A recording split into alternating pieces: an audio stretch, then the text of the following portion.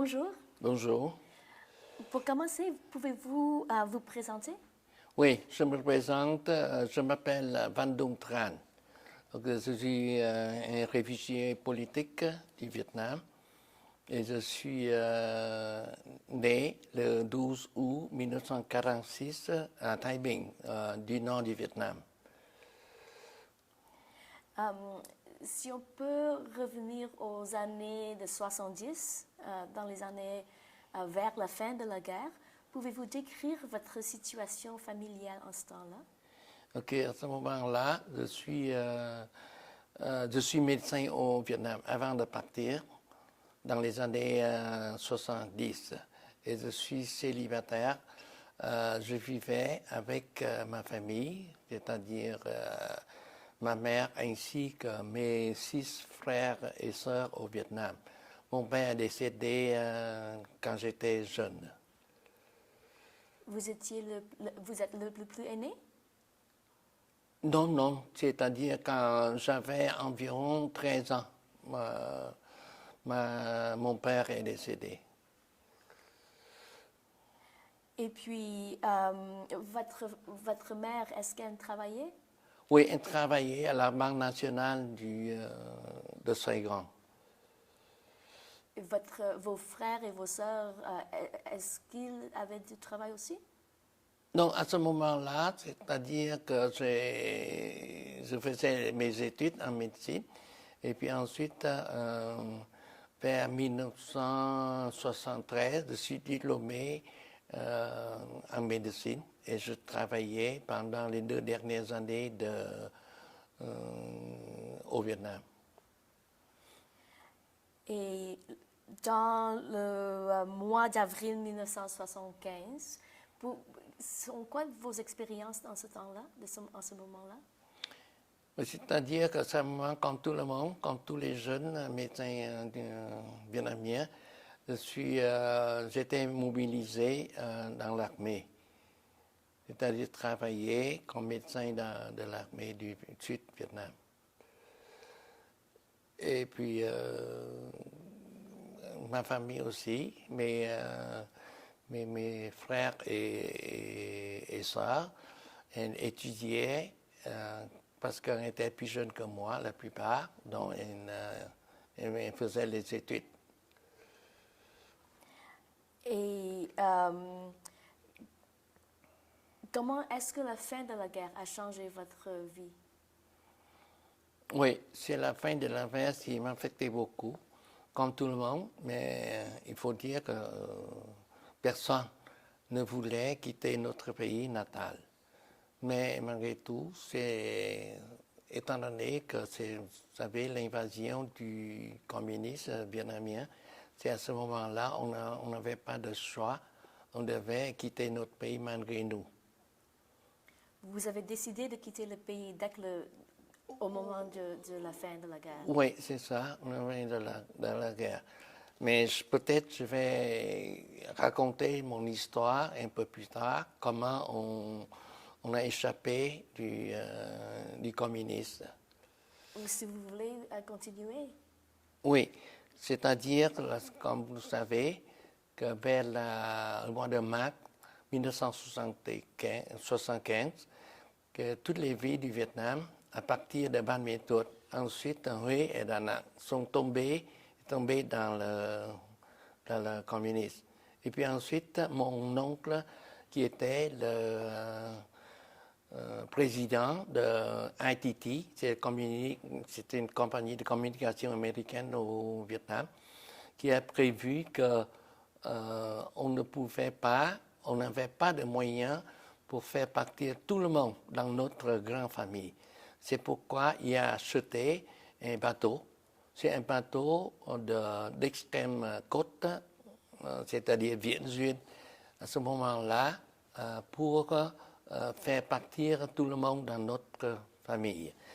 Il a acheté ce bateau-là au prix de 50 millions de piastres vietnamiennes à ce moment-là. OK, on a formé un comité organisateur, Mais à ce moment-là, c'est illégal de partir du pays sans permis. C'est pourquoi il ne faut seulement de communiquer avec dans la famille et les amis proches et intimes seulement. C'est pourquoi on a regroupé environ de 150 jusqu'à 180 personnes, chacun qui doit cotiser 600 000 de pièces vietnamiennes pour un adulte et 300 000 pour un enfant.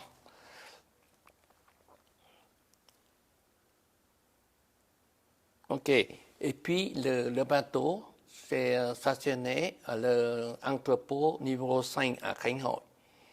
On a le commissaire c'est bien organisé. Il a acheté ce bateau-là et puis ensuite, on a acheté toute la nourriture pour 200 personnes pendant 3 mois dans le bateau. OK, mais à la fin du mois de mars, avril, on a vu que la situation à Saigon était très chaotique. C'est pourquoi on a décidé d'amener ce bateau-là à Vũng Tàu, c'est-à-dire le Cap Saint-Jean, avec le capitaine ainsi que l'équipage. OK. Le bateau stationné à Bãi Trước Vũng Tàu. OK. Et puis ensuite, mais il faut c'est de loin de Vũng Tàu. C'est à cause le bateau ne peut pas embarquer directement proche de la rive. OK. Avec connaissance de la vice-chef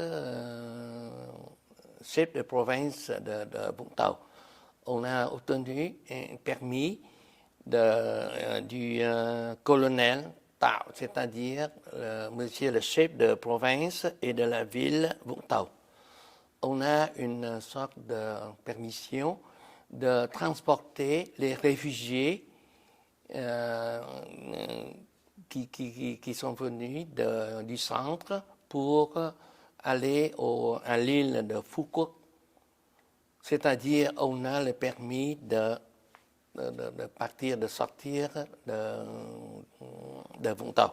Est-ce que c'était cette permission de transporter des réfugiés du central Vietnam à l'île de Phu Quoc en sud, c'était seulement un prétexte pour d'obtenir le transport pour vous autres ou quoi? Non, c'est-à-dire, étant donné que le bateau stationnait à Vũng Tàu, c'est pourquoi on a un prétexte, c'est-à-dire transporter les réfugiés à Phu Quoc, n'est pas pour retourner au centre du Vietnam. Donc, c'est-à-dire la permission de sortir de Vũng Tàu. Alors, ça veut dire que vous vouliez la permission d'échapper, de fuir Vietnam, mais vous avez obtenu la permission de sortir Vũng Tàu. Oui. C'est comme à destination de Phu Quoc. OK. Mais c'est plutôt, en tout cas, ce n'est pas la vérité. Je vais parler plus tard, parce que c'est Phu Quoc, c'est quand même, c'est Vietnam. Mais ce qu'on voulait à ce moment-là, c'est sortir du Vietnam. Ce n'est pas d'aller à Phu Quoc ou quelque part du Vietnam. Je comprends. Et puis, une autre question. Alors, en ce temps-là, en ce moment-là, pour que ce prétexte soit raisonnable, est-ce qu'il y avait des réfugiés du central Vietnam qui voulaient aller à Phu Quoc pour quelle raison? Sur papier, ce sont les réfugiés du centre. Mais c'est plutôt les gens de Saigon, comme moi, c'est-à-dire que vous voulez sortir du Vietnam. Mais sur le papier, il marquait ce sont les réfugiés du centre du Vietnam qui ont embarqué à Vũng Tàu, puis par la suite d'aller à Phu Quoc. Mais ce n'est pas la vérité. Nous ne sommes pas, à ce moment-là, les réfugiés du sang du Vietnam. Oui, mais autour de vous, est-ce qu'il y avait, c'était une tendance, est-ce qu'il y avait des gens qui faisaient ce type de voyage? Non. Ce sont tous les gens qui étaient à Saigon, qui voulaient quitter notre pays. Alors, une question de suivi. Vous aviez eu la permission de transporter les gens de Vũng Tàu jusqu'à Phu Quoc. Est-ce qu'il y avait un vague de gens qui faisaient de même? En réalité, est-ce qu'il y avait des gens qui se sont fuis OK. Après la chute des provinces du sang du Vietnam, il y a beaucoup de personnes qui ne voulaient pas rester en place. C'est une vague de réfugiés du centre qui arrivaient à Vũng Tàu pour y installer, ou bien c'est pour chercher une autre place. Peut-être, probablement, il y a des gens qui voulaient aussi partir de Vũng Tàu à Saigon aussi, parce que à ce moment-là, c'est les Vũng Tàu et Saigon, c'est encore en sécurité. C'est pourquoi il y a vraiment des vrais réfugiés du sang du Vietnam à Vũng Tàu. Tandis que nous, notre groupe, nous n'étions pas des réfugiés, mais ce sont les gens de Saigon comme moi qui voulaient quitter notre pays. Et puis, une autre question de suivi. Je n'ai pas entendu d'autres groupes, d'autres personnes qui ont fait la tentative de quitter le pays en bateau en ce moment-là, avant la fin de la guerre. Est-ce que c'était un cas exceptionnel, votre méthode? Oui, à ma connaissance, il y avait des gens qui voulaient quitter le Vietnam en bateau, ou même les gens qui hijacking des avions pour quitter en avion aussi. Mais ce sont plutôt les cas assez rares, parce que personne, je pense, ne pensait à ça, de quitter notre pays de cette façon-là. Ok, merci. Alors, continuez si vous Oui. voulez. OK, Vũng Tàu devient de plus en plus en désordre parce qu'il y avait des gens du sang et ainsi que soldats, disons ici. Mais heureusement, le monsieur le chef militaire, c'est-à-dire confisqué toutes les armes des soldats avant de faire entrer à Vũng Tàu. C'est pourquoi il n'y avait pas de problème avec les armes, les vols armés par exemple. C'est-à-dire, c'est grâce à monsieur le chef militaire de la province de Vũng Tàu. Le 26 avril 1975, la situation devenait de plus en plus chaotique. Et puis, le capitaine de notre bateau a décidé de partir. Nous étions transportés sur le bateau par des petits sampans, c'est-à-dire des petits bateaux. Mais l'équipage qui l'a suivi de Saigon jusqu'à Vũng Tàu, il y a environ 10 personnes qui avaient décidé de rester au Vietnam, de ne pas nous suivre, parce que leur famille qui n'était pas avec eux. Alors, le moment de partir, de quitter vous avez perdu votre équipage. Mais heureusement, coïncidence, il y avait à Vũng Tàu un capitaine de la mécanique, il était dans la marine aussi, mais lui, il a rejoint notre groupe. C'est pourquoi sur le bateau, nous avons seulement 2 professionnels, si vous voulez. C'est-à-dire, le premier, c'est le capitaine. Et deuxième, c'est le capitaine mécanicien de l'armée qui rejoint le groupe quand on est parti de Vũng Tàu. OK. Et le groupe qui est habité à Saigon, vous faites le transport à Vũng Tàu? Transport à Vũng Tàu. C'est-à-dire, nous avons parlé déjà, avant de l'amener le bateau à Vũng Tàu, nous avons déjà informé tout le monde que le bateau n'était plus à Saigon. Il est maintenant à Vũng Tàu. Pour que les gens de notre groupe, il faut essayer de quitter le Saigon pour arriver à Vũng Tàu. Et vous faites le voyage à Vũng Tàu par terre? Par terre, oui, en auto, autrement dit. C'est-à-dire que tout le monde est prêt, mais à Vũng Tàu. Malheureusement, il y a des gens qui voulaient, pour une raison ou l'autre, qui ne voulaient pas partir à temps de Saigon, à Vũng Tàu. Et la dernière minute, il ne peut pas parce que les routes sont barrées. C'est pourquoi il y a des gens de notre groupe qui ne pouvaient pas partir avec nous, à cause qui n'étaient pas sur place à Vũng Tàu quand le bateau est parti. Quelles sont vos mémoires de ce voyage de Saigon à Vũng Tàu? Est-ce que autour de vous, est-ce que c'était paisible? Est-ce que c'était chaotique?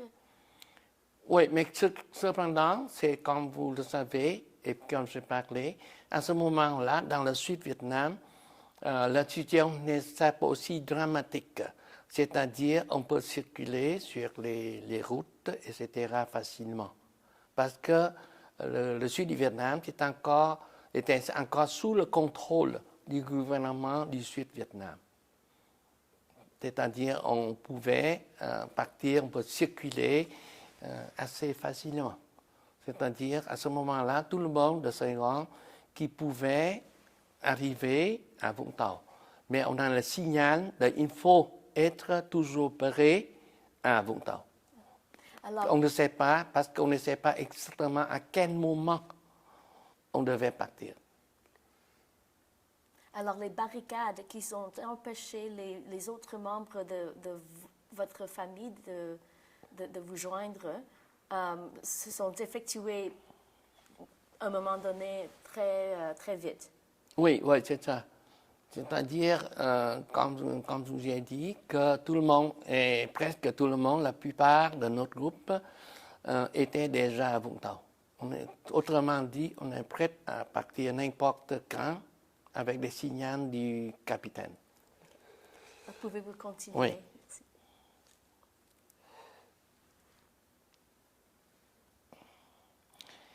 OK, quand on entrait dans les eaux internationales, j'étais très surpris parce que on voyait les bateaux qui se trouvent sur mer du nord jusqu'au sud. C'est-à-dire qu'il faisait nuit, mais à cause des illuminations sur le bateau, il faisait du jour. Ça veut dire que les bateaux qui attendaient déjà depuis certains moments déjà pour accueillir les réfugiés vietnamiens. C'est-à-dire le gouvernement américain, il pensait à ce moment-là qu'il y avait une vague de réfugiés qui voulaient quitter notre pays. C'est pourquoi, je ne sais pas combien, mais imaginez que, comme vous voyez ici, de gauche à droite, il y a une rangée de bateaux.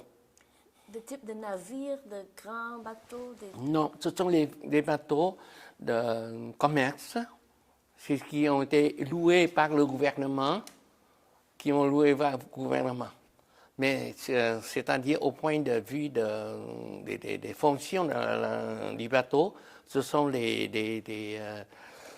l'équipage, ok? Mais il y a pour administration, il y a des soldats américains pour essayer comme une direction, si vous voulez, là. C'est-à-dire il y a une partie de l'équipage qui s'occupe du bateau et l'autre pour l'organisation des réfugiés. Ce sont les soldats américains sous la commande d'un capitaine aussi de l'armée américaine. Ils sont loués par le gouvernement du Sud-Vietnam, vous dites? Non, non, non. D'Américains. Américaine. C'est-à-dire que je pense que le gouvernement américain a prévu que c'est la fin de Saigon, du Sud-Vietnam. Il a prévu aussi, je pense, qu'il y a des gens qui vont échapper de notre pays. C'est pourquoi il a déjà organisé, il a déjà loué des bateaux commerciaux pour nous accueillir une fois on a quitté notre pays. Et ça a pris combien de temps pour arriver à ces zones internationales pour vous? Je pense à une journée. Je ne sais pas exactement, c'est à peu près une journée. Parce que notre bateau, c'est-à-dire, c'est de calibre moyen. Ce n'est pas les petits bateaux, mais ce n'est pas un navire, quoi que ce soit, là. Mais c'est-à-dire, c'est une journée. On a déjà arrivé aux eaux internationales. Et pendant notre parcours, il n'y avait pas de trouble. C'est-à-dire, on ne peut pas arrêter par le garde côtière, etc. Évidemment, à ce moment, il n'y a pas de pirates aussi. C'est-à-dire, après une journée, on arrivait aux eaux internationales. C'était quoi la grandeur de ce bateau? Je ne sais pas exactement, mais je peux imaginer que c'est la capacité de ce bateau-là qui peut transporter 200 personnes ou plus. Plus les aliments, comme je vous parlais, là, tous les aliments pour 100 personnes pendant 3 mois de temps. C'est une recherche. Je ne sais pas la capacité réelle, mais je pense, c'est pourquoi je vous disais que c'est un bateau de calibre moyen. Et vous étiez combien de personnes? Comment? Vous étiez combien, votre groupe? De 150 à 180 qui embarquaient dans notre bateau au moment quand on est parti. Alors, qu'est-ce qui s'est passé quand vous êtes arrivé aux eaux internationales? On a fait semblant que le bateau est en panne, mais à ce moment-là, on approche les bateaux pour demander de l'aide, mais à ce moment-là, ils refusent. Et puis c'est pourquoi on devait traverser la flotte marine pour continuer notre trajet. OK? Mais, et puis ensuite, nous avons... OK. Pour le bateau, il y a toujours un système de refroidissement pour les moteurs. C'est-à-dire, il faut faire entrer de l'eau de mer froide, si vous voulez, pour refroidir. Et puis ensuite, il faut pomper à l'extérieur. Mais malheureusement, c'est notre système de pompage pour de l'eau à l'extérieur est tombé en panne. C'est pourquoi, à ce moment-là, nous sommes un petit peu comme plein de l'eau dans le bateau, parce que l'eau ne peut pas sortir. C'est pourquoi tout le monde, y compris moi-même, à ce moment-là, il faut essayer de vider de l'eau à l'extérieur avec nos seaux ou les cannes, quelque chose comme ça. Dans les misères, parce que nous sommes tous des mains de mer. Moi-même, personnellement, je faisais les tâches en vomissant, si vous voulez, là, parce que on a un plein mer. C'est pourquoi Et puis ensuite, le capitaine, devant cette situation, il retournait à la flotte américaine pour demander de l'aide. De l'aide tout simplement pour réparer le système de pompage seulement. Ce n'est pas pour embarquer sur le bateau. Et puis, il reçoit l'appel, mais il faut le faire attendre, je ne me souviens pas combien de temps, faire attendre pour venir à l'aide. Mais à ce moment-là, c'est le capitaine, il n'y a pas de choix. Parce que si on continue comme ça, on ne peut pas vider tout le temps, on devient naufragé si vous voulez. À ce moment-là, il a décidé, c'est une décision, la dernière décision, de retourner à Vũng Tàu pour réparer. Parce que si on ne retourne pas, c'est la mort certaine. C'est normal sur la mer, parce qu'il y a plein d'eau dans notre bateau. Il a décidé, mais il n'y a pas d'autre solution, de retourner à Vũng Tàu et pour réparer le système de pompage et repartir par la suite si possible. Mais on continuait pour remonter à Vũng Tàu. Une demi-heure plus tard, quand on est ici, un petit bateau qui nous suivait, qui ensuite nous demandait de retourner à la flotte marine parce qu'à ce moment-là, il a reçu l'ordre de faire embarquer les réfugiés sur les bateaux. On retourne à Vũng Tàu. Je ne sais pas c'est quel sort qui va nous réserver à ce moment-là, mais on n'a pas de choix. Mais une demi-heure plus tard, il demandait de retourner à la flotte de marine pour faire embarquer. C'est-à-dire si nous sommes reçus sur les bateaux américains. Alors, c'est pour ça que vous n'étiez pas accepté la première fois. Oui, eux autres, ils n'avaient pas de déjà l'ordre. Il était là pour ça. Il était là pour recevoir les réfugiés vietnamiens, mais étant donné qu'il n'a pas reçu l'ordre du gouvernement, du président, sans doute, à ce moment-là, d'accueillir les réfugiés. À ce moment, la première fois qu'on traverse la flotte marine. Non. Mais la deuxième fois, quand on retournait Vũng Tàu, ils nous suivaient et nous escortaient jusqu'à le bateau américain pour nous faire embarquer. C'est de bon timing. C'est très Oui, chanceux c'est ça. pour vous. Oui, très chanceux quand même. Parce que nous avons l'intention, on n'a pas de choix, comme je vous ai dit. Il faut retourner quand même, malgré tout, à notre pays pour réparer le système. Et sinon, si vous n'avez pas subi un panne premièrement, vous continuez. Oui, dans bien les entendu, eaux. parce que étant donné on était refusé par la flotte américaine de nous faire embarquer, c'est pourquoi on n'a pas de choix de continuer notre trajet. Je veux dire que notre trajet, à ce moment-là, au début, nous sommes partis, mais c'est-à-dire du Vietnam jusqu'à Singapour. Notre trajet initial, c'est Singapour. Pourquoi Singapour? Parce que dans notre groupe, il y a une famille de nos amis qui a une fille qui a épousé un monsieur, je ne veux pas nommer son nom, mais à ce moment-là, il était le président, le vice-président de CTV. Vous savez, le CTV, c'est-à-dire le système de télévision, un CTV canadien, assez gros, privé quand même, mais assez privé. Et puis à ce moment-là, monsieur l'époux de la jeune fille vietnamienne, qui a obtenu du gouvernement canadien le visa pour 200 personnes d'entrer au Canada.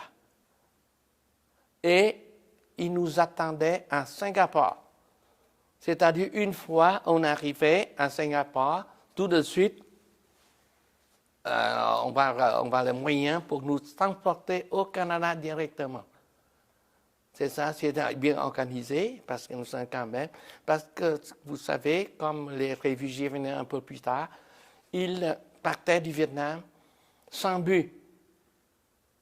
C'est-à-dire arriver, sauver ce qu'il peut, mais il ne sait pas où aller, comment, etc. Mais malheureusement, nous avons un plan assez bien précis, c'est-à-dire de Saigon, de Vũng Tàu plutôt, c'est arrivé pour Singapour, et puis ensuite pour arriver en avion, bien entendu, directement au Canada, parce que nous étions déjà acceptés pour le visa d'arriver au Canada. Vous vous souvenez le nom de cet homme? C'est M. Tom Goon. M. Tom Goon, c'est son épouse, c'est une Vietnamienne. Et puis ensuite, c'est lui, il est la vice-président de la télévision CTV. Comme vous savez, la CTV, c'est privé, mais quand même, c'est le plus grand, le réseau de télévision du Canada. Et puis ensuite, nous avons embarqué avec l'escalier, mais à corde. Vous savez, non pas l'échelle, mais comme vous savez, nous avons normalement dans l'échelle ou les escabeaux, mais pour les bateaux, il n'y en avait pas. C'est-à-dire pour les cordes tressées, on peut monter comme dans le temps si vous étiez à la gymnastique, c'est-à-dire vous remarquez, tout le monde n'a pas de choix. Il y a des jeunes femmes qui, peut-être, qui ne font jamais le gymnastique ou du sport, mais dans ce moment, il n'y a pas de choix. Il faut quand même des fois avec un enfant dans les bras, pour monter au bateau, parce que, vous savez, c'est assez haut. C'est pourquoi il faut, c'est ça, assez haut. Et puis, il faut monter à toute notre force, il faut arriver. Et puis ensuite, on laisse notre bateau, Dayton, sur l'océan, avec tous les aliments prévus pour 3 mois de survie. C'est quel type de bateau que vous êtes embarqué? Embarqué, c'est-à-dire, je vous ai dit que c'est un bateau commercial de transport sur l'océan. C'est assez. Si ma mémoire est bonne, c'est un bateau panaméen avec l'équipage, etc. Peut-être il y a d'autres nationalités, mais je pense, mais c'est loué par le gouvernement américain. C'est assez grand. Je vais vous donner plus tard de la grandeur de ce bateau-là. Et puis ensuite, quand on a embarqué sur le bateau, le 28 avril, à la radio, nous avons entendu que le président Trần Văn Hương, M. Trần Văn Hương était vice-président auparavant, mais comme le président Nguyễn Văn Thiệu est parti, il a laissé à M. Trần Văn Hương pour diriger notre pays. Mais le 28, nous avons entendu à la radio que M. Trần Văn Hương, cette fois-ci, il est passé le pouvoir au général Dương Văn Minh. C'est-à-dire, c'est un militaire, et puis ensuite, avec l'espoir de pouvoir négocier avec les communistes pour le sort du Sud-Vietnam. Mais le 30 avril, lui-même, le nouveau président de 3 jours, Dương Văn Minh, il est à ce moment-là, il déclare la reddition inconditionnelle. Et même le Premier ministre, monsieur le professeur Vũ Văn Mậu, qui a sur la radio aussi on a entendu, demander à tous les Américains de quitter notre pays au plus bref délai, c'est-à-dire le 30 avril. Comme vous savez, le 30 avril, c'est la chute totale du Sud-Vietnam.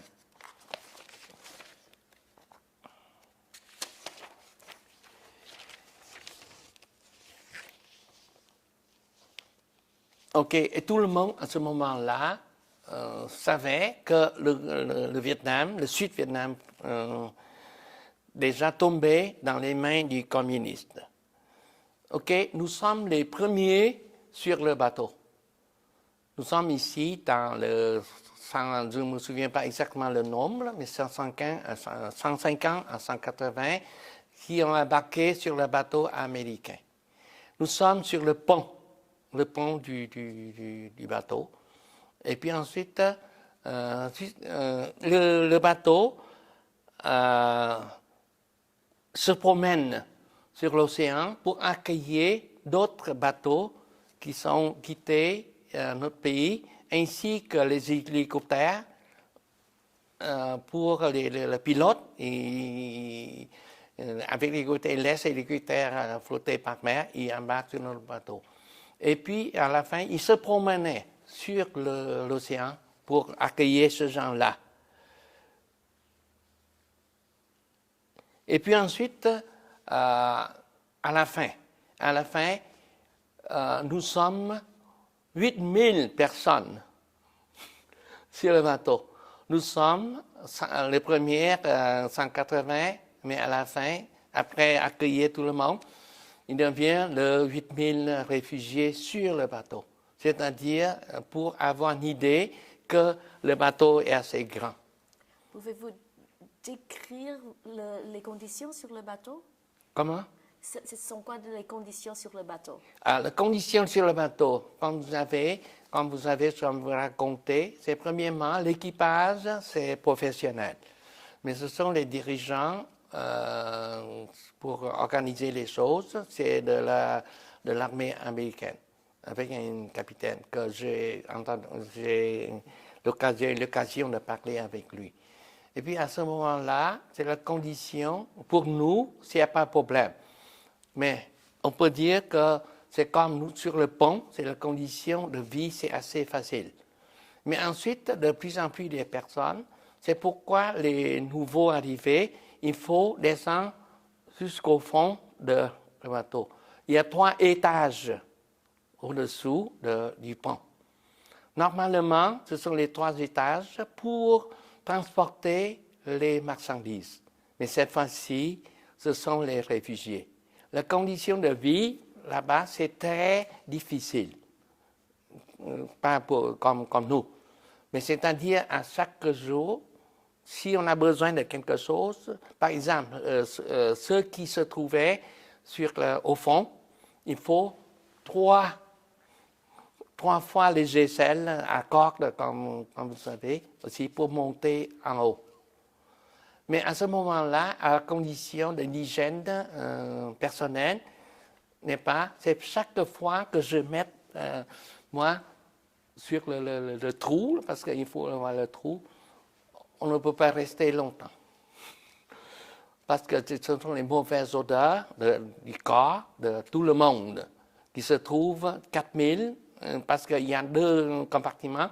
L'autre côté, c'est 4000, ce côté-là, 4000.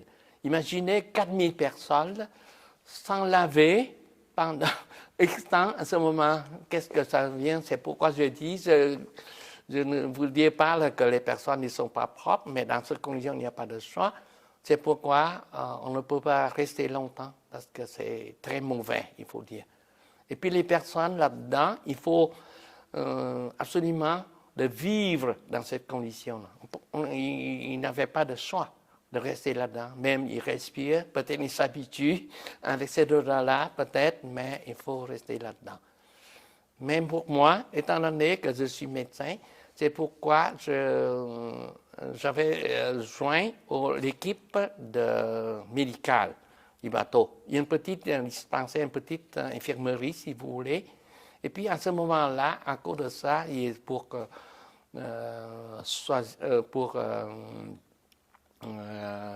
pour les services médicaux. Et la plupart, ce sont des gens qui ont des mal de mer, si vous voulez. Et puis d'autres, il y a là des maladies, évidemment. Nous avons travaillé dans des conditions assez restreintes. Évidemment, il n'y a pas du tout de médicaments, mais c'est plutôt des médicaments pour calmer quelque chose là-dessus. Et puis maintenant, le système de distribution des aliments. Sur les aliments, nous avons plutôt des aliments en conserve, y compris du riz. Vous savez, comme du riz, ce n'est pas le riz vietnamien, mais le riz déjà préparé dans des sacs de plastique. Une fois, on va mettre de l'eau chaude là-dedans pour faire réchauffer, bouillir. Et puis ensuite, nous avons des poissons en conserve aussi. Une grosse canne ici, là-dessus. Quelquefois, on peut avoir des boissons, des boissons ordinaires, c'est-à-dire en canne aussi. Et puis pour les enfants, eux autres, ils avaient du lait, mais du lait concentré dans les cannes aussi. Et puis, étant donné que je suis dans l'infirmerie du bateau, c'est pourquoi j'ai quelques privilèges, c'est-à-dire, je mangeais mieux que tout le monde. Je mangeais mieux à cause, c'est plus riche, le régime est plus riche, je mangeais mieux à tout le monde. Vous avez passé combien de temps sur ce bateau? Oui, évidemment, c'est-à-dire jusqu'au le 6 de mai, après d'avoir accueilli suffisamment de réfugiés, il décidait de diriger vers Subic Bay. Subic Bay, c'était une base militaire américaine aux Philippines. OK? 6 de mai, nous avons embarqué à Subic. Et puis, une autre surprise. Quand je suis arrivé à Subic, c'était un camp militaire, je vois qu'il y a environ quelques centaines de tentes militaires déjà installées. C'est-à-dire, je vous dis, le gouvernement américain qui a prévu qu'il faut avoir, mais comme vous savez, avec ces choses de la sorte, même avec de l'armée, mais ça prenait au moins quelques mois pour installer ces tentes-là. Et qui nous avons vécu dans ces temps-là, comme tout le monde. Par exemple, ce n'est pas une famille pour chaque temps, parce que le temps est assez long, mais cependant peut-être 4 familles dans une tente. Nous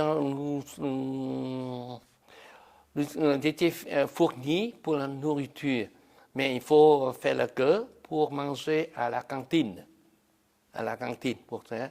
On peut avoir, mais comme vous savez, ce n'est pas des Méditerranéens, c'est plutôt encore du riz, des fois des œufs, des fruits, quelque chose comme ça aussi. On peut manger tout le temps, c'est-à-dire la cantine c'est ouverte 24 sur 24. Parce qu'il y a des bateaux qui arrivaient dans la nuit, par exemple. C'est pourquoi il faut fournir les aliments à tout le monde à ce moment-là. Et puis ensuite, nous avons comme des, petites lits, mais militaires, comme ça aussi, avec les couvertures en laine. C'est assez chaud parce que là-bas, il faisait froid aussi la nuit aussi. Et puis ensuite, après 3 jours de séjour à Guam, le 9 de mai, 3 jours plus tard, nous avons embarqué pour venir à Guam. Nous étions restés 3 jours à Subic. Et puis ensuite, le 9 de mai, nous étions transportés à Guam. C'est encore une autre base militaire dans le Pacifique. Et nous avons, dans les camps militaires comme dans l'autre.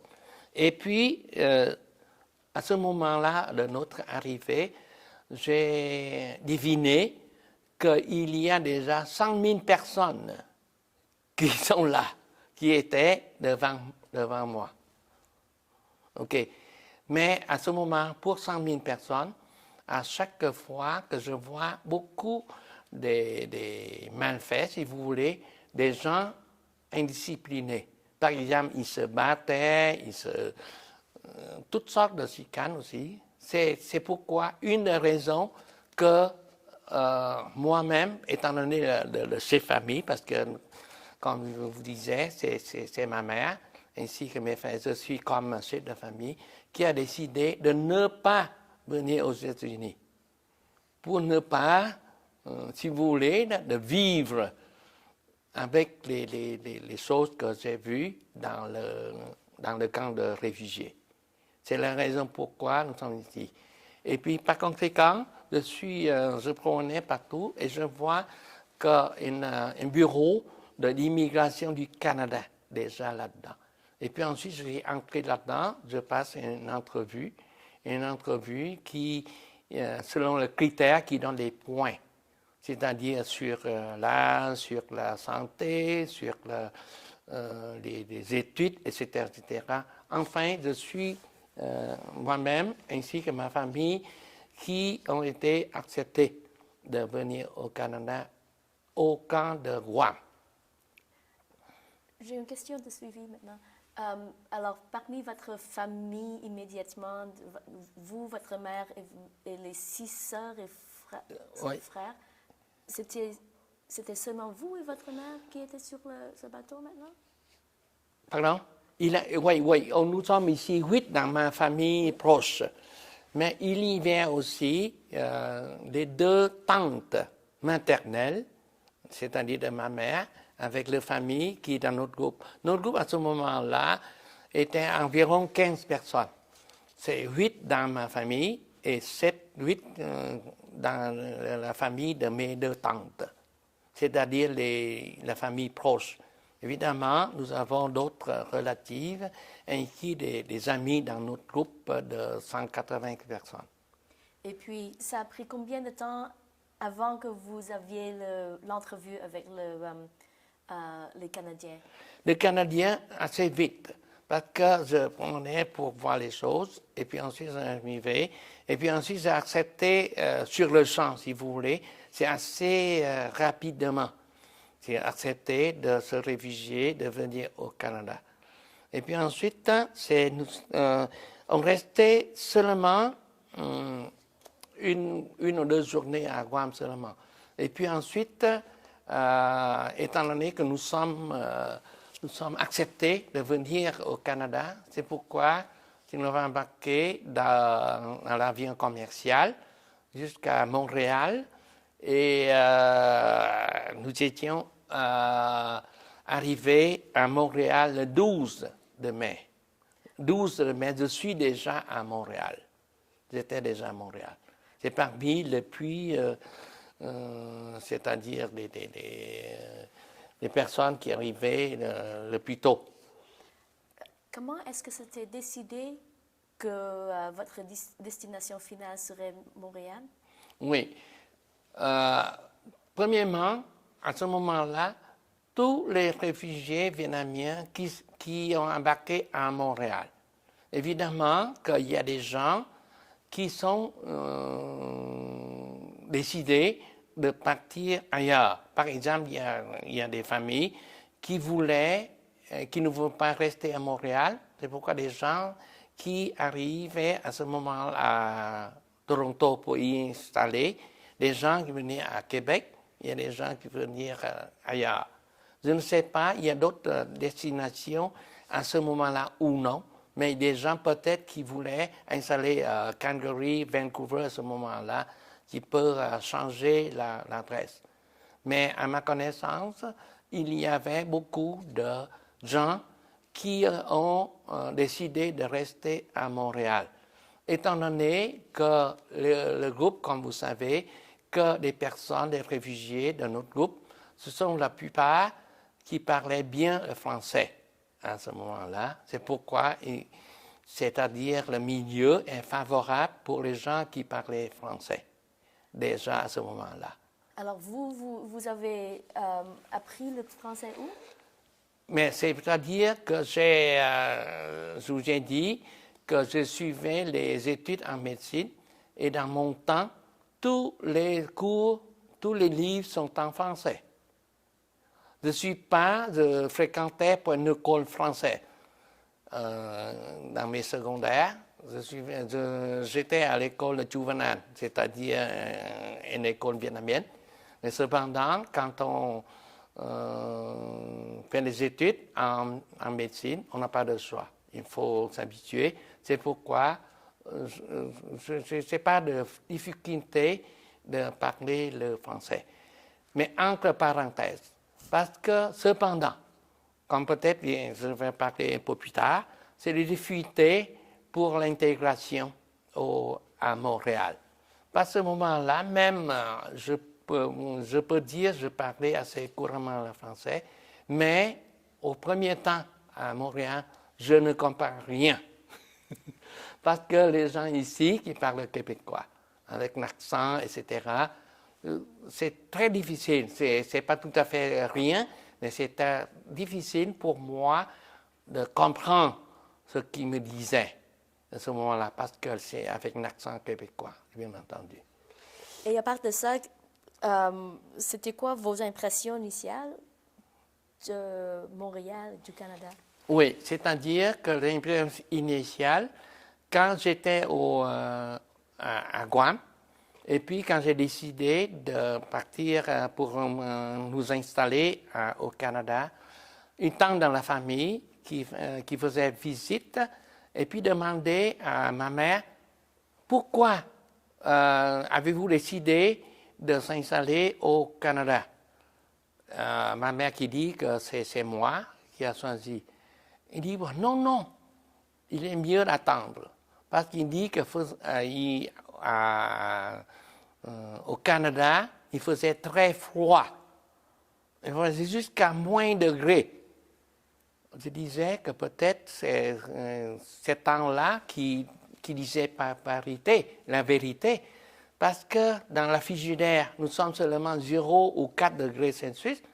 Mais comment peut-on vivre dans moins 20? Mais c'est la vérité. Comme vous savez, ici, il y a des journées qui faisaient jusqu'à moins 40. Avec du vent, bien entendu, c'est ça. Mais une fois décidé, j'ai accepté. C'est-à-dire la chose, comme j'ai parlé, la difficulté quand on arrivait, quand on est installé à Montréal, la première difficulté, c'est la langue. Deuxièmement, c'est l'avenir. On ne sait pas comment, qu'est-ce qu'on va faire, mais on a accepté de tout perdre, si vous voulez. C'est l'avenir pour moi-même ainsi que de la famille. Et troisièmement, un peu plus tard, c'est la température, comme vous savez, là-dessus. Et puis, à ce moment-là, nous avons vécu la première année, 1975, on a vécu une tempête de neige assez forte à la première année, une fois arrivé ici. Et puis, à ce moment-là, on va essayer de dire que comment on peut s'intégrer à la population canadienne à Montréal. Parce que nous pensions peut-être que quand même c'est un étranger. Nous sommes quand même un étranger.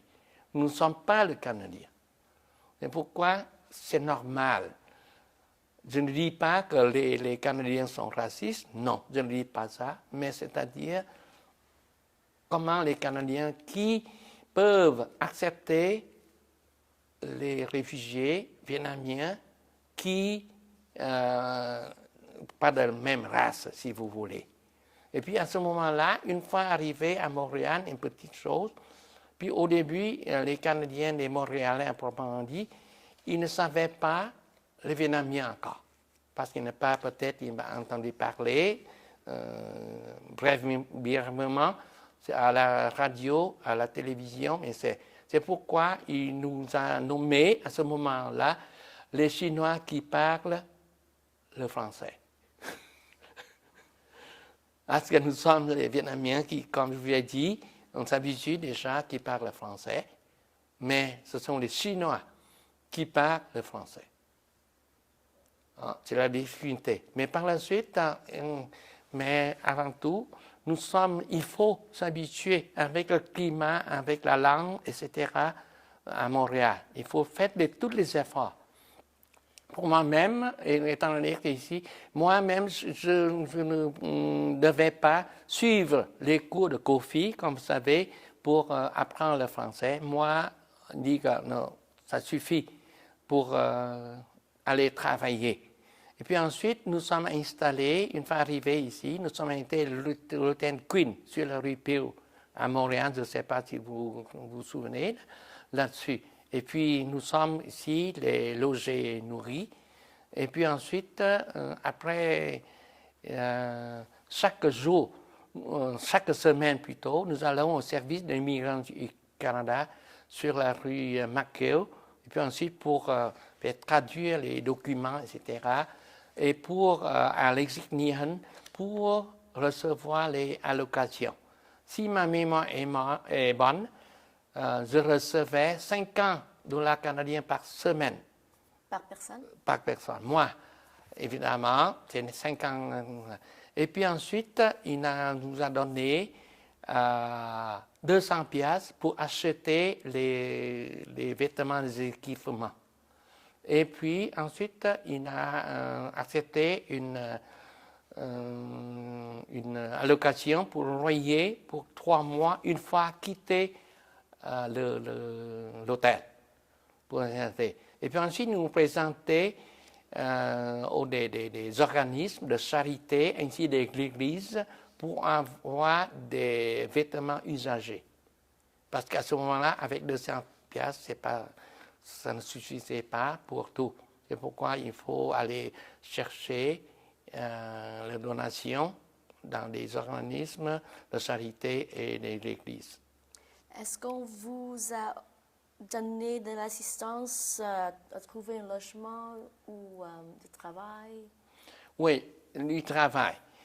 À ce moment-là, après quelques semaines, il nous a incité de chercher ou des fois de référer à un emploi. À ce moment-là, moi ainsi que 20 médecins vietnamiens, nous sommes référés de travailler comme préposés aux bénéficiaires. C'est-à-dire, comme si vous voulez, là, au Vietnam. Et puis ensuite, dans un hôpital psychiatrique qui s'appelait à ce moment-là Saint-Jean-de-Dieu. Maintenant, c'est Louis H. Lafontaine. C'est un hôpital psychiatrique la nuit. Parce que tous les postes de jour sont déjà occupés. Mais on acceptait quand même au salaire un peu plus que le minimum à ce moment, à peu près 3 piastres à l'heure. Mais je vivais dans l'ouest de Montréal, tandis que l'hôpital c'est complètement dans l'est.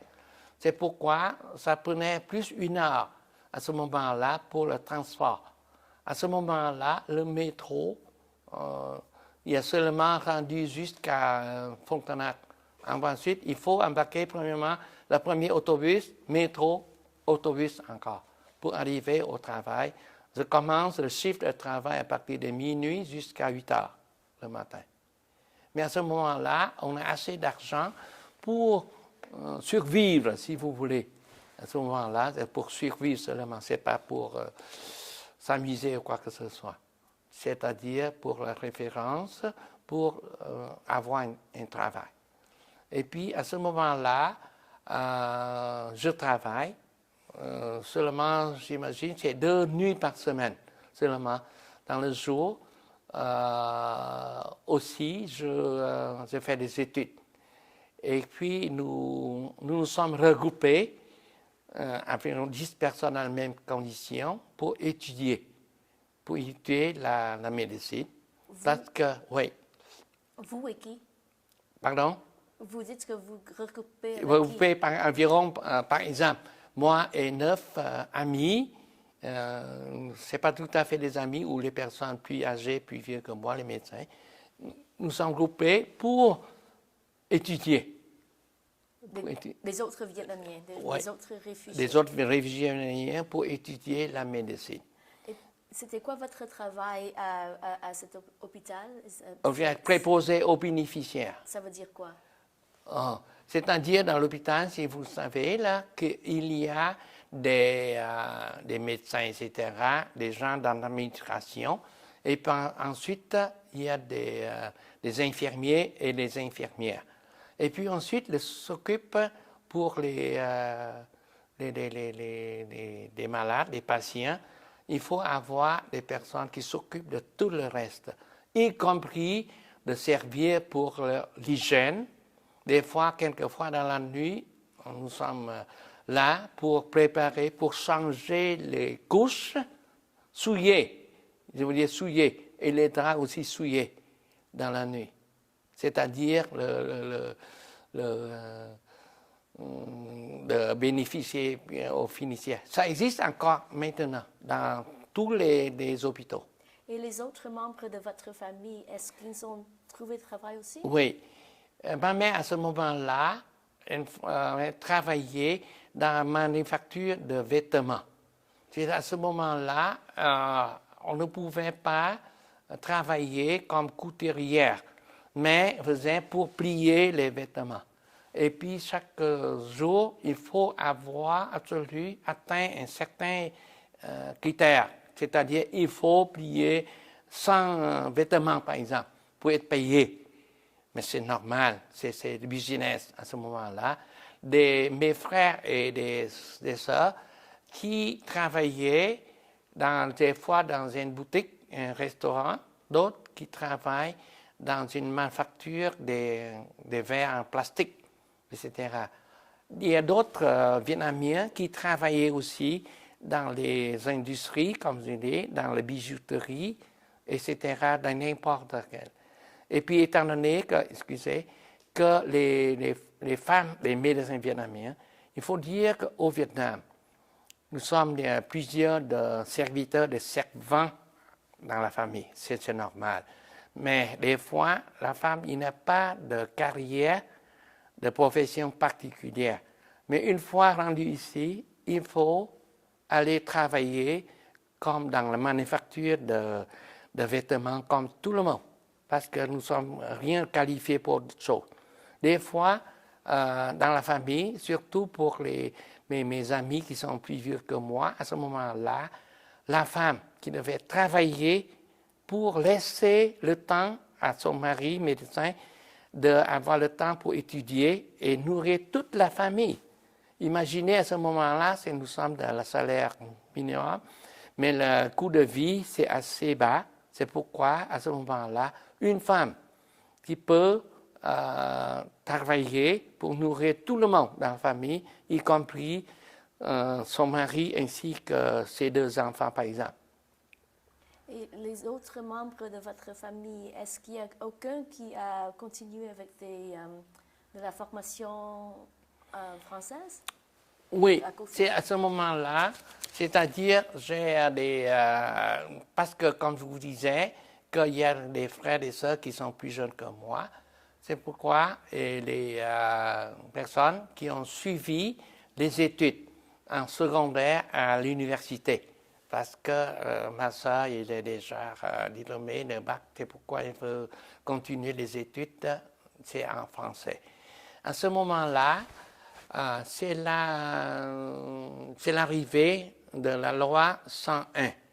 C'est pourquoi, à ce moment-là, nous étions obligés de suivre les études en français, sauf dans les cas exceptionnels, par exemple, les parents qui parlent anglais, comme vous savez à ce moment-là, mais tout le monde, ou presque, qui doivent suivre les études en français, soit au secondaire ou à l'université.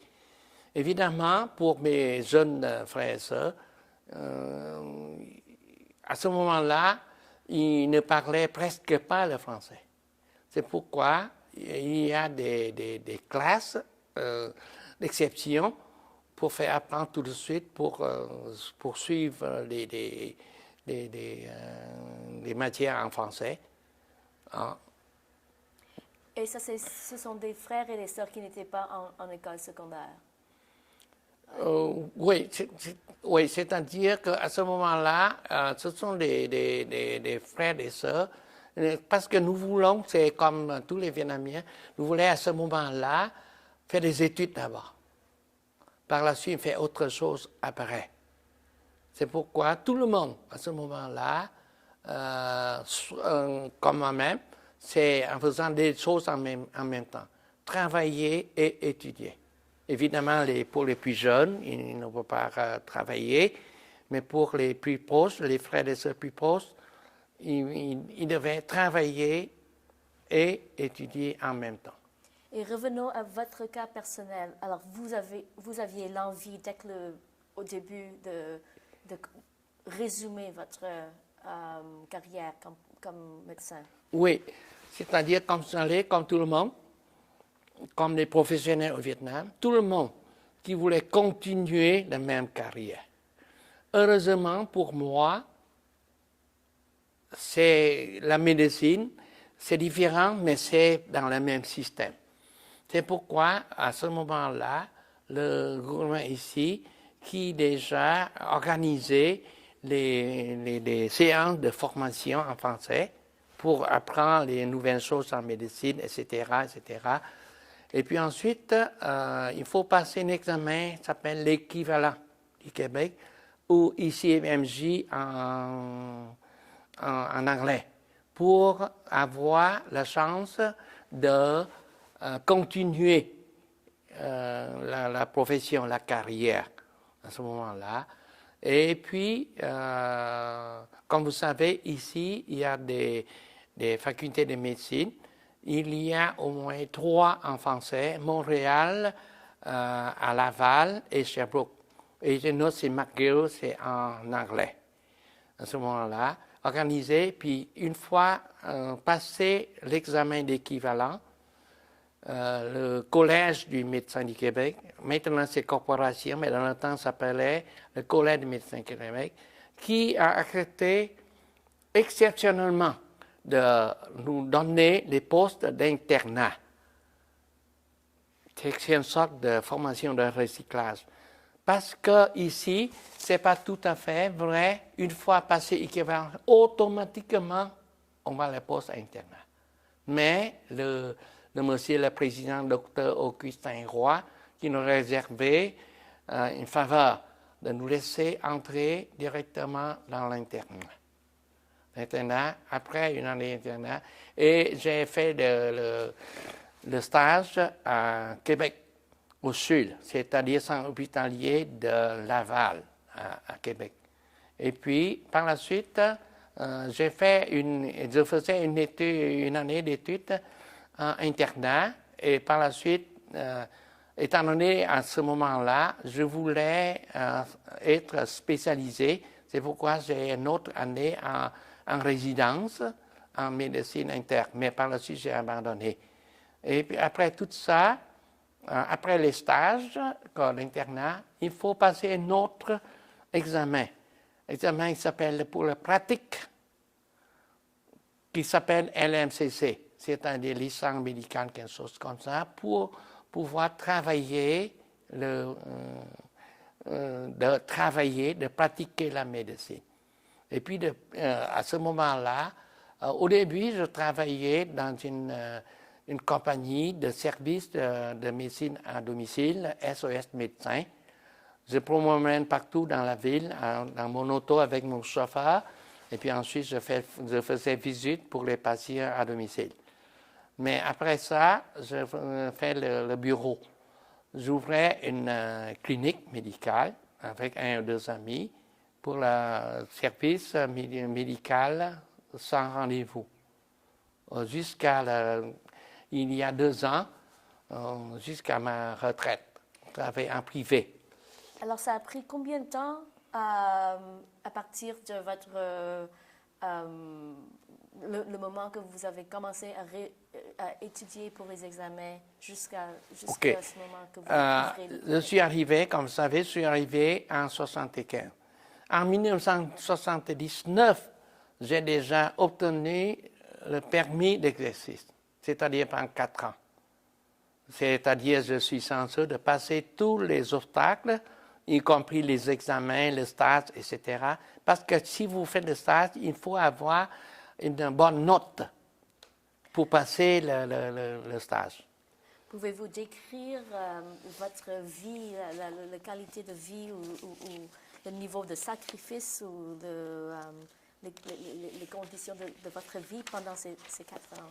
Oui, c'est-à-dire, comme vous savez, le premier temps, comme tout le monde, nous avons vécu dans la difficulté.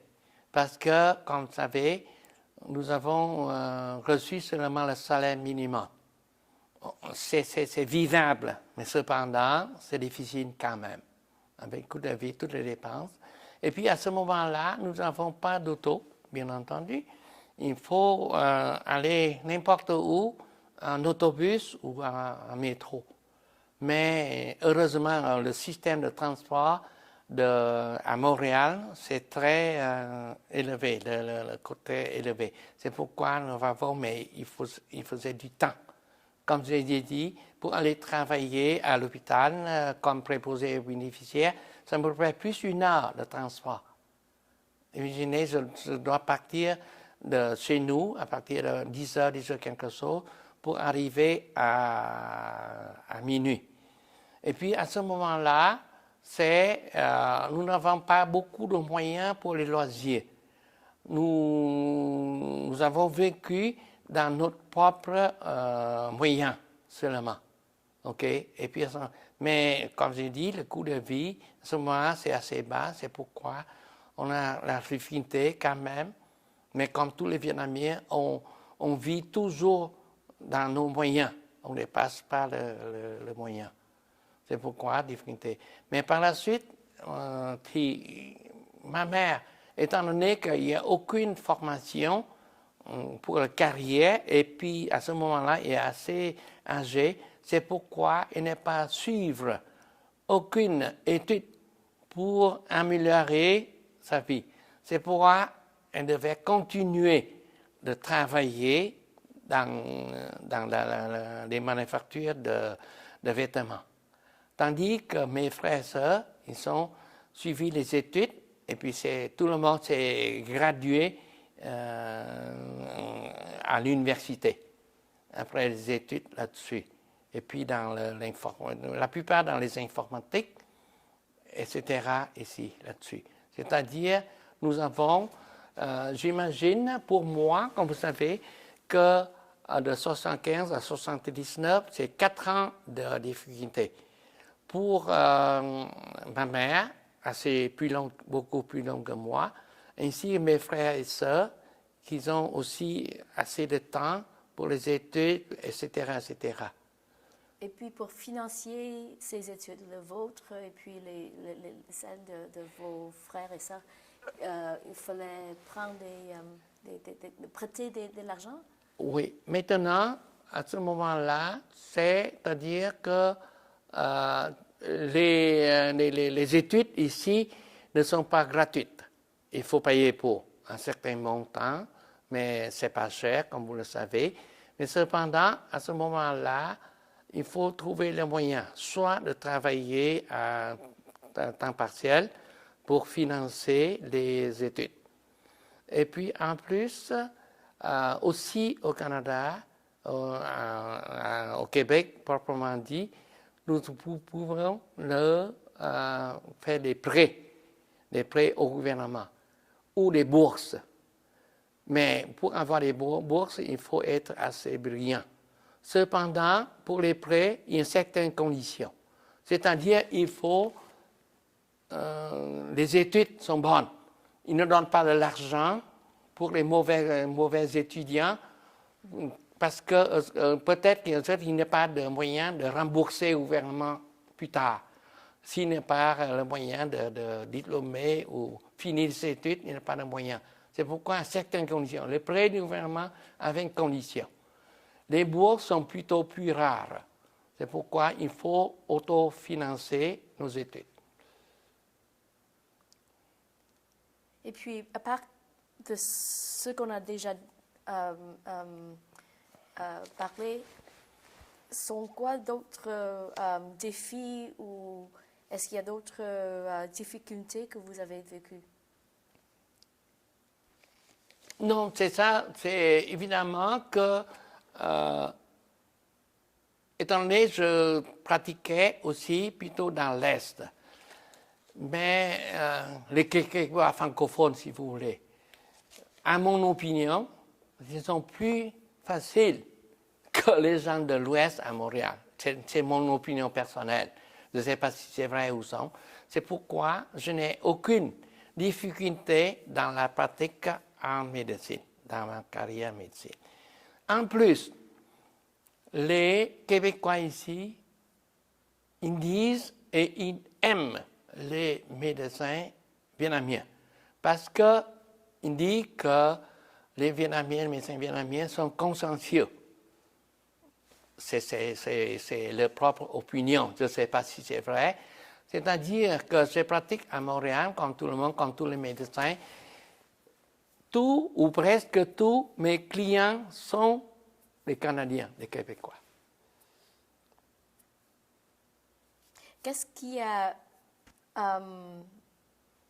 Qu'est-ce qui a aidé votre intégration au Canada? Oui, l'intégration ici, comme je vous ai dit, qu'il faut faire tous les efforts pour nous intégrer dans la société canadienne et québécoise.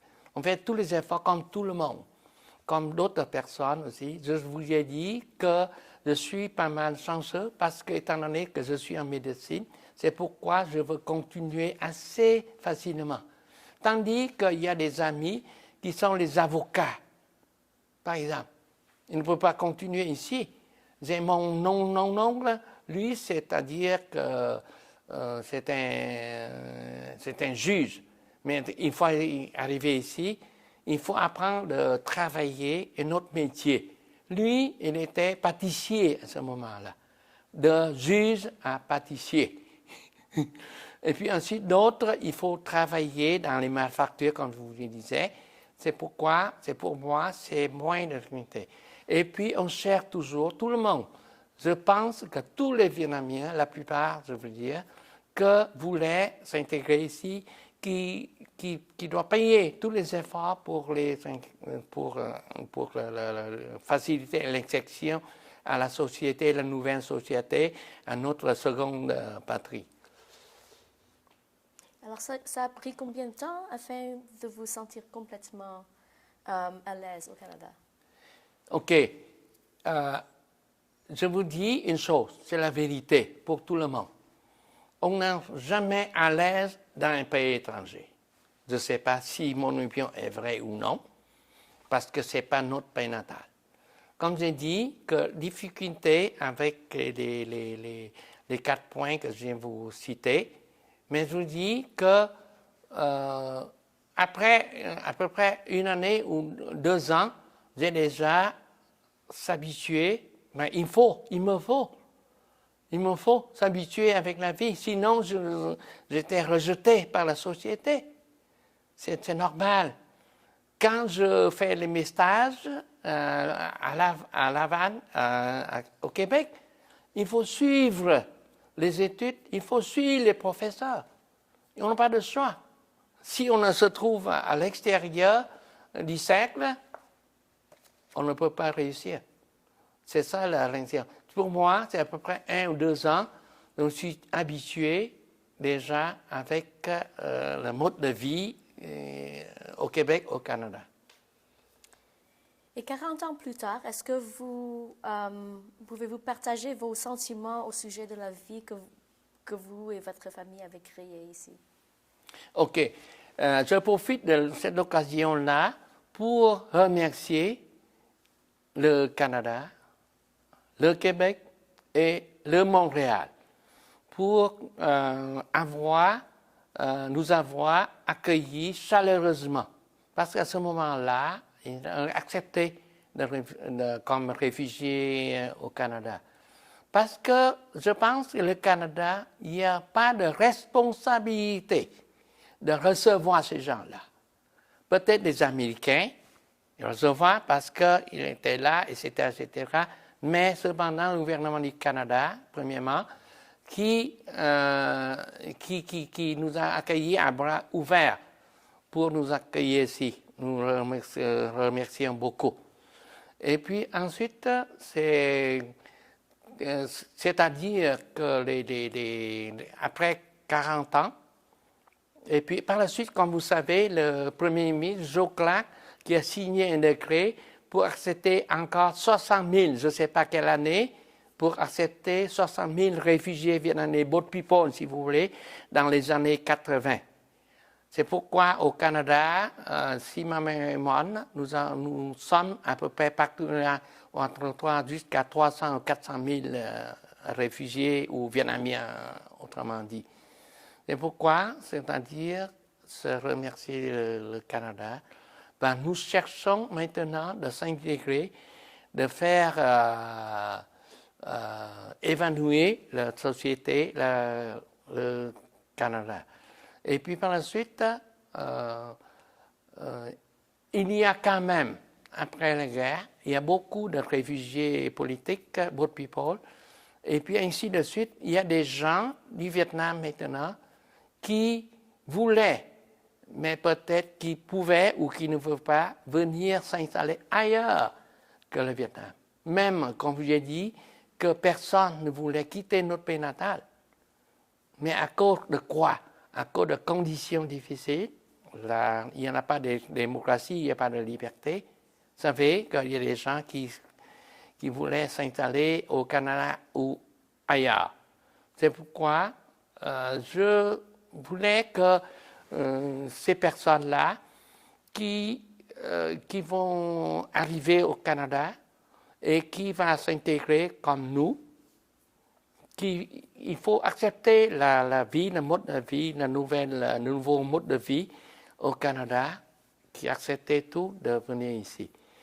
Mais pour eux autres, ils n'ont pas de difficulté comme moi-même ou ainsi d'autres people pour échapper illégalement, si vous voulez, de notre pays. C'est pourquoi je sollicite le venu d'autres Vietnamiens, parce que je sais que là-bas, c'est difficile. Et pour les personnes qui sont venues plus tard au Canada, qui peuvent vivre en liberté et en démocratie. En plus, pour ces enfants et ces petits-enfants, ils vont avoir plus de l'avenir que de rester au Vietnam. Je ne critique pas notre patrie, notre pays, mais si on compare les deux choses, parce que les petits-enfants, mes enfants, les petits-enfants, qui vont avoir une vie meilleure, pour la qualité de vie que je parle. Est-ce que vous parlez de vos expériences au sujet de la guerre et votre intégration au Canada avec votre famille et avec vos amis? Oui. Comme vous savez que au Vietnam, nous sommes en guerre depuis déjà, depuis 1930-40 jusqu'à 1975, au moins, la guerre que je veux dire, jusqu'à 30-40 ans. Tout le monde, peut-être votre famille aussi, qui a vécu dans la guerre déjà. Personne, moi-même non plus, je suis dans l'armée, mais personne ne veut la guerre, si je vous ai dit. Pour les gens qui sont méchants, c'est une autre chose. Mais la plupart des personnes qui ne voulaient jamais la guerre. Mais il faut accepter quand même là-dessus. Avec les expériences au Canada, c'est-à-dire je suis très satisfait de ma vie, de ma deuxième vie, si vous voulez, au Canada. C'est à rien de se plaindre pour dire que c'était une bonne décision, si vous voulez. Qu'est-ce que la jeunesse canadienne pourrait apprendre au sujet de vos expériences personnelles comme réfugiés? OK. Maintenant, je parle de la jeunesse canadienne, mais d'origine vietnamienne. C'est-à-dire, nos enfants, peut-être ils ne parlent plus le vietnamien, ils parlent français ou l'anglais, mais cependant, nous voulons parler de nos expériences, mauvaises expériences aux deuxième ou troisième génération. Pour eux, qui peuvent comprendre pourquoi nous sommes partis malgré tout, nous avons tout perdu en quittant notre pays. En plus, c'est-à-dire tout ce que nous avons vécu pendant l'exode du Vietnam, etc. Nous voulons parler là-dessus.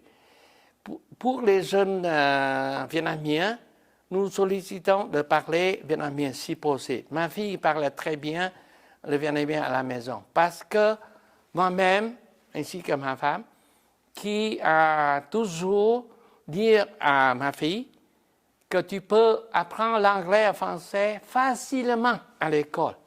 Parce que personne de nos jeunes qui parle français. Mais il n'y en a pas beaucoup qui parlent le vietnamien. C'est pourquoi c'est ta troisième langue. Mais une fois tu parles bien une autre langue, tu ouvres une porte pour les cultures, etc., etc., à ce moment-là, évidemment, elle fait les études en français. Maintenant, elle travaille en français ou en anglais. Mais c'est-à-dire, je vais toujours de parler aux jeunes Vietnamiens de notre vécu à ce moment-là, ainsi que nos expériences. Et puis en plus, nous voulons aussi de transmettre le message aux jeunes Canadiens, proprement dit aussi. Parce que pendant la guerre et après la guerre, il y a des fausses informations sur la guerre du Vietnam, comme vous savez, des Américains ou même les auteurs partout dans le monde. Parce que les jeunes Canadiens, ils comprennent peu le Vietnam ainsi que la guerre du Vietnam. Ils pensent que, c'est maintenant une réunification du Vietnam, c'est une bonne chose, mais dans quelle situation? Si vous êtes réunis dans la liberté, dans la démocratie, c'est une bonne chose. Mais sous un régime communiste, c'est une mauvaise chose. Je veux transmettre ces messages aussi. Maintenant, pour les jeunes Canadiens d'origine vietnamienne ou les Canadiens d'origine ici, c'est à ce moment-là, maintenant, on ne peut pas dire il faut dire la vérité. Heureusement, maintenant, ils apprennent avec les livres écrits en français et en anglais, mais maintenant, je crois que de plus en plus les livres qui décrivent la réalité du Vietnam ainsi de la guerre du Vietnam. On ne peut pas dire, j'ai déjà emprisonné, etc. Mais en plus, il ne comprend pas qu'est-ce que c'est le communisme. Parce qu'il n'y a pas de temps d'étudier. Évidemment, il n'a pas vécu tous les régimes communistes pour dire toutes les atrocités sous ce régime-là. C'est pourquoi je veux traduire le message à nos enfants vietnamiens et les Québécois. Maintenant, une bonne chose, parce que parmi les jeunes de deuxième, troisième génération, on a, Vietnam Magnify, quelque chose. C'est un organisme qui lutte pour la liberté des démocraties comme dit aussi au Vietnam. Et parmi les membres, il y a des Canadiens. Ça s'appelle Vietnamify, quelque chose comme ça. C'était un organisme des jeunes Vietnamiens plutôt. C'est pourquoi je dis qu'à ce moment-là, il faut dire la vérité là-dessus. Et nous sommes ici, nous sommes en sécurité, en liberté. Mais il faut penser à 90 Vietnamiens qui sont encore au Vietnam. Si vous allez visiter le Vietnam, vous allez visiter des gens heureux de la haute société seulement.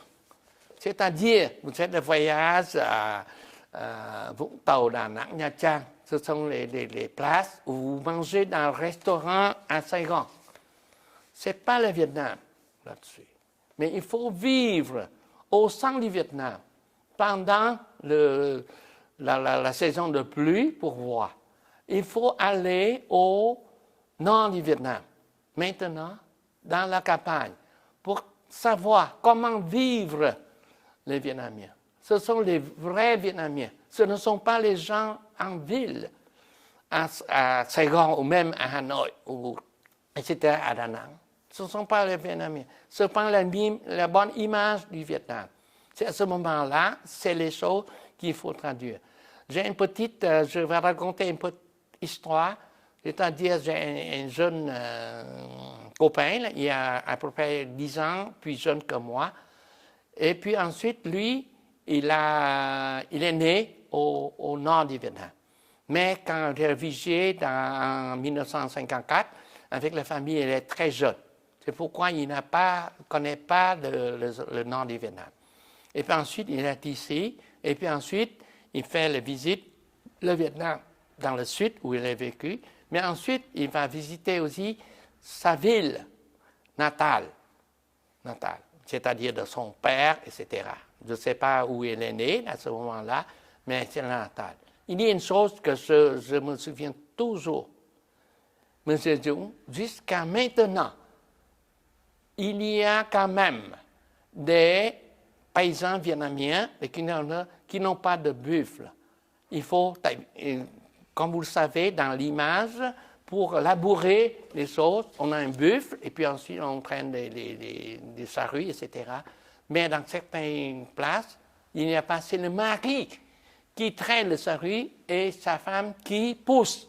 Alors, il dit que jusqu'à 21 siècles, il y a encore des gens qui labourent par leur propre force.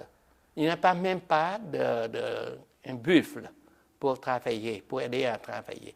Même ici, par exemple, nous avons des plantations, mais comme vous savez, il ne fait plus comme ça, mais fait avec des fins grosses machines comme ça, qui peuvent faire une journée tout le terrain là-dessus. Tandis que chez nous, il faut faire le sillon par sillon.